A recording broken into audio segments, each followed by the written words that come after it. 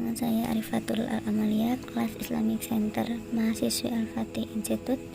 Di sini saya akan menyampaikan materi tentang manajemen pemasaran perspektif Islam di era digital. Baik, sekarang kita masuk ke pengertian manajemen pemasaran pendidikan. Apa sih manajemen pemasaran? Manajemen pemasaran merupakan proses penetapan sebuah tujuan dalam sebuah organisasi, perencanaan serta pelaksanaan tujuan, dan menganalisa setiap rencana agar sesuai dengan tujuan yang telah disepakati. Next ya teman-teman, sekarang kita masuk ke konsep manajemen pemasaran. Di sini ada 6 konsep modern pemasaran yang sangat penting dari sudut pandang marketing yang bisa kita pelajari bersama-sama. Yang pertama ada konsep produksi.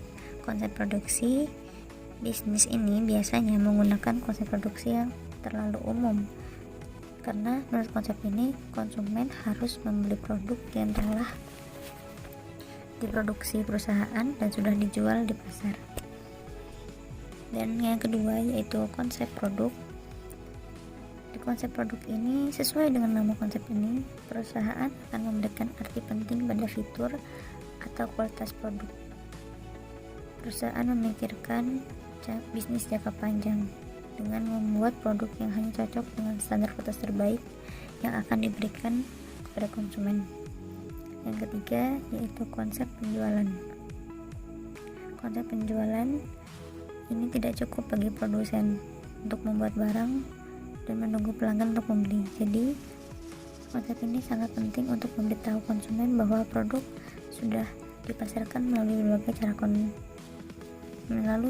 berbagai cara promosi.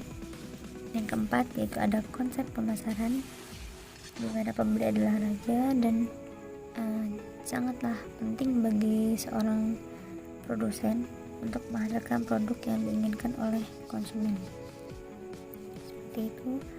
Dan masuk ke konsep kelima ada konsep konsumen. Konsep ini memberikan perhatian secara menyeluruh kepada konsumen secara individu. Contohnya yaitu memberikan pelayanan terbaik kepada konsumen dalam setiap produk-produk kita. Dan yang terakhir ada konsep hubungan sosial.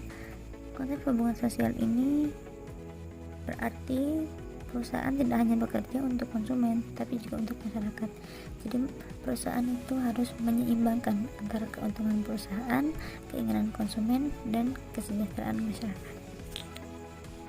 Selanjutnya kita masuk ke karakteristik manajemen pemasaran. Yang pertama itu ada berorientasi pada pelanggan. Semua kegiatan bisnis ini harus diarahkan untuk menciptakan dan memuaskan pelanggan. Yang kedua ada riset pasar. Riset pasar itu merupakan sebuah pengetahuan dan pemahaman tentang kebutuhan dan keinginan pelanggan yang sangat penting. Oleh karena itu program riset pasar yang teratur dan sistematis sangat diperlukan untuk mengikuti perkembangan pasar. Yang ketiga itu membuat rencana pemasaran. Konsep pemasaran membutuhkan pendekatan yang berorientasi pada tujuan untuk pemasaran, sehingga tujuan keseluruhan perusahaan haruslah menghasilkan laba melalui kepuasan pelanggan. Yang selanjutnya itu pemasaran yang sistematis. Departemen pemasaran harus mengembangkan bauran pemasaran yang paling tepat untuk mencapai tujuan yang diinginkan melalui kepuasan pelanggan. Dan yang terakhir itu kepuasan pelanggan. Karena kepuasan pelanggan tersendiri adalah istilah yang sering digunakan dalam pemasaran. Ini adalah sebagai tolak ukur bagaimana produk dan layanan yang dipasok oleh perusahaan dapat memenuhi atau melampaui harapan pelanggan. Sekarang kita beralih ke tujuan manajemen pemasaran. Yang pertama yaitu menciptakan permintaan atau demand. Yang pertama, manajemen pemasaran adalah untuk menciptakan permintaan melalui berbagai cara. Lanjut yang kedua, kepuasan pelanggan. Manajemen pemasaran harus mempelajari permintaan pelanggan sebelum menawarkan barang atau jasa apapun kepada mereka. Yang ketiga, market share. Market share itu merupakan rasio penjualan terhadap total penjualan dalam perekonomian. Jadi perlu adanya pengetahuan antara setiap bisnis. Yang keempat yaitu peningkatan keuntungan. Salah satu departemen pemasaran adalah departemen yang menghasilkan pendapatan untuk bisnis. Yang lanjut yang kelima yaitu pencitraan produk yang baik, karena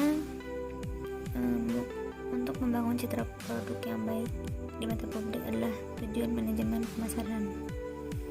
Selanjutnya, menciptakan pelanggan baru, karena dengan didirikannya sebuah bisnis untuk menjual produk atau layanan pada pelanggan, jadi menciptakan pelanggan baru berarti mengeksplorasi dan mengidentifikasi kebutuhan pelanggan secara lebih luas. Oke, next kita masuk ke permasalahan perspektif Islam dan Al-Quran. Perspektif Islam, kegiatan pemasaran atau marketing harus dilakukan dengan totalitas, semangat beribadah kepada Allah, berusaha semaksimal mungkin untuk mensejahterakan sesama. Sebagaimana firman Allah dalam surat An-Nisa ayat 29 yang artinya, hai orang-orang yang beriman, janganlah kalian memakan harta di antara kalian dengan cara yang batil, kecuali dengan perdagangan yang kalian saling ridho. Dan janganlah kalian membunuh diri kalian, sesungguhnya Allah Maha Pengasih kepada kalian. Quran Surah An-Nisa ayat 29. Masih semangat kan guys? Oke, kita lanjut ke yang selanjutnya, itu 3 rahasia sukses bisnis ala Rasulullah. Yang pertama itu Nabi membangun hubungan interpersonal yang sangat berkesan, yang ditunjukkan dengan sikap yang bersahabat dan raut wajah yang selalu tersenyum. Yang kedua adalah menghargai perbedaan cara pandang dan bisa menjelaskan sudut pandang melalui melihat suatu hal. Nabi bisa mengarahkan lawan debatnya tanpa terasa dan meyakinkan kesan positif yang diinginkan. Dan yang terakhir, yang paling disukai oleh pelanggan, sikap Rasulullah adalah selalu memberi kepastian dan tidak PHP alias pemberi harapan palsu.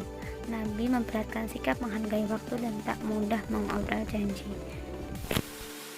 Akhirnya sampai kita di segmen terakhir, itu strategi digital untuk mempromosikan bisnis kita di era digital. Ada 5 strategi promosi yang paling efektif. Yang pertama ada Instagram, yang kedua ada Line atau WhatsApp, yang ketiga ada Marketplace, yang keempat ada Endorse, dan yang terakhir juga kita harus aktif dalam mempromosikan barang-barang atau layanan yang kita jual lewat digital, dan seperti bisa memberikan kuis atau giveaway, karena itu akan berpengaruh besar terhadap promosi produk-produk Anda. Sekian, terima kasih.